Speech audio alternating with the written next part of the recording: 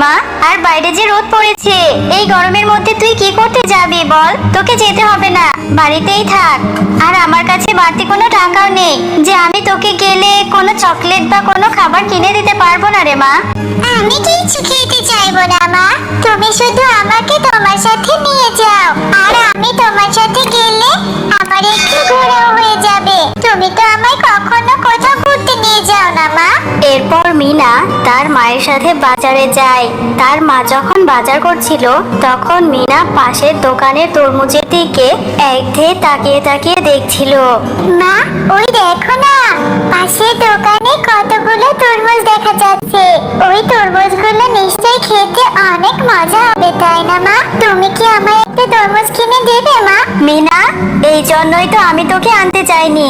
আমি জানি তুই এসে এরকম বায়না ধরবি। আমার কাছে যা টাকা আছে সেগুলো দিয়ে তো বাজারই করতে পারবো না। আর একটা তরমুজের অনেক টাকা দাম মা, আমরা কিভাবে কিনে খাবো? আচ্ছা মা, তুমি আমাকে বলো তো, একটা তরমুজের দাম কয় টাকা?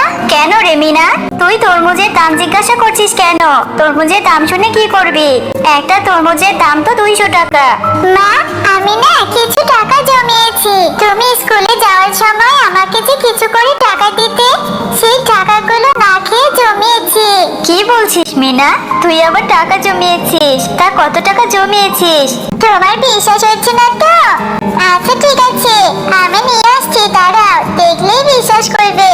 এরপর মিনা তার ঘর থেকে তার জমানো টাকার থলেটা এনে তার মাকে দেয়। এই নাও মা, দেখো তো এখানে কি 200 টাকা আছে নাকি? হ্যাঁ রে মিনা, এখানে তো দেখছি 200 টাকার থেকে অনেক বেশি আছে। এতগুলো টাকা তুই কিভাবে জমালি রে মা? এই টাকাগুলো জমাতে তো তোর অনেক দিন লেগেছে। আচ্ছা মা, তুমি আমার এই জমানো টাকাগুলো দিয়ে বড় একটা তরমুজ এনে দেবে। তারপর আমি মন ভরে অনেক তরমুজ খাবো। আচ্ছা মিনা, ঠিক আছে, আমি আজকেই যাব আর অনেক বড় একটা তরমুজ এনে দেবো তোকে। এরপর শেফা শিয়ালিনী তার মেয়ের জমানো টাকাগুলো নিয়ে তরমুজ কেনার জন্য চলে যায়। আচ্ছা সিংহ মামা, তোমার দোকানের সব থেকে বড় তরমুজটা কয় টাকা? আমাকে তোমার দোকানের সব থেকে বড় তরমুজটা দাও দেখে নে। আমার মেয়েটা নিজে টাকা জমিয়েছে তরমুজ খাবে বলে। এরপর শেফা শিয়ালিনী বড় একটা তরমুজ তার মেয়ের জন্য কিনে নিয়ে যায়। আরে ওই তো দেখা যাচ্ছে শেফা শিয়ালিনী বড় একটা তরমুজ নিয়ে আসছে। এত টাকা কোথায় পেলো? কি রে শেফা, এই তরমুজ কোত্থেকে আনলি? আরে বাঘিনী মামি যে, তরমুজটা বাজার থেকে কিনে নিয়ে এলাম, আমার মেয়ে খেতে চেয়েছে তাই। বাহ, কতদিন ধরে একটা তরমুজ খেতে ইচ্ছে করছে।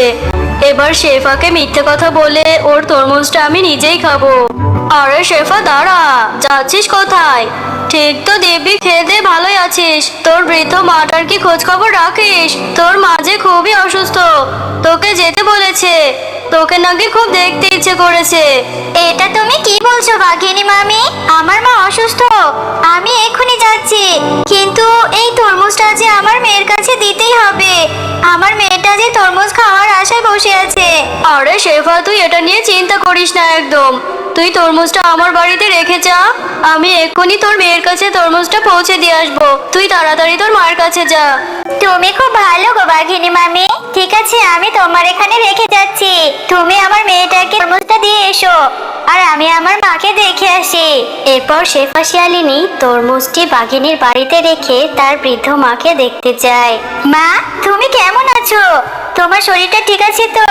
শুনলাম তুমি নাকি অসুস্থ, বাঘিনী মামি আমাকে বললো, তাই ছুটে চলে এলাম তোমাকে দেখতে। হ্যাঁ রে মা, এসেছিস, ভালো করেছিস। তা আমার দিদি ভাইকে সাথে করে নিয়ে আসতি, আর আমি তো অসুস্থ হইনি, আমার শরীরটা তো ঠিকই আছে। তুমি ঠিক আছো? তুমি অসুস্থ হওনি? তাহলে বাঘিনী মামি আমাকে মিথ্যা কথা কেন বললো?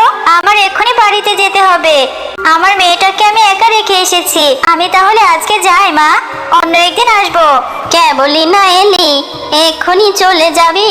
একটু জল খাবার তো খেয়ে যা, সাবধানে যাস মা।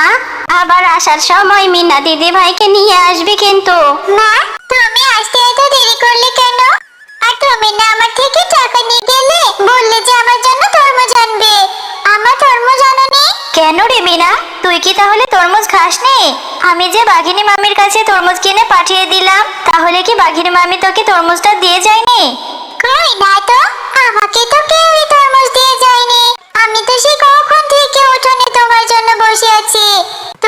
তরমুজ আনবে আর আমি খাবো। তাহলে বাঘিনী মামি হয়তো আমাকে মিথ্যে কথা বলে ঠকিয়ে তরমুজটা নিজেরাই খেয়ে নিয়েছে। থাক মা, তুই মন খারাপ করিস না, আমি টাকা জমিয়ে তোকে তরমুজ কিনে দেব। আচ্ছা ঠিক আছে, তরমুজ তো খাওয়াই হলো না। আমি তাহলে মাঠে গিয়ে বন্ধুদের সাথে একটু খেলা করে আসি। ঠিক আছে যা, কিন্তু সন্ধে হওয়ার আগে তাড়াতাড়ি বাড়িতে ফিরে আসবি কিন্তু। বিনা, তোরা তরমুজ খেয়েছিস আর তরমুজের বীজ আর খোসাগুলো ফেলে রেখেছিস। আমি তাহলে বীজগুলো নিয়ে যাই, তারপর বাড়ির উঠোনে লাগিয়ে দেব। অনেক তরমুজ হবে। ঠিক আছে মিনা, তুই এগুলো নিয়ে যা। আর মা এগুলো তো ফেলে দিয়েছিল। এরপর মিনা ফেলে রাখা সেই তরমুজের বীজগুলো উঠিয়ে বাড়িতে নিয়ে যায় আর বাড়িতে গিয়ে তার উঠোনে রোপণ করতে থাকে।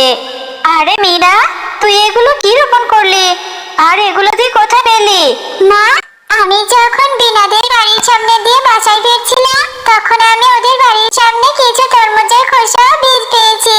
আর সেই বীজগুলো বাড়িতে নিয়ে এসে রোপণ করেছি। এর থেকে গাছ হবে, তরমুজ হবে, আর আমি মন ভরে তরমুজ খাবো।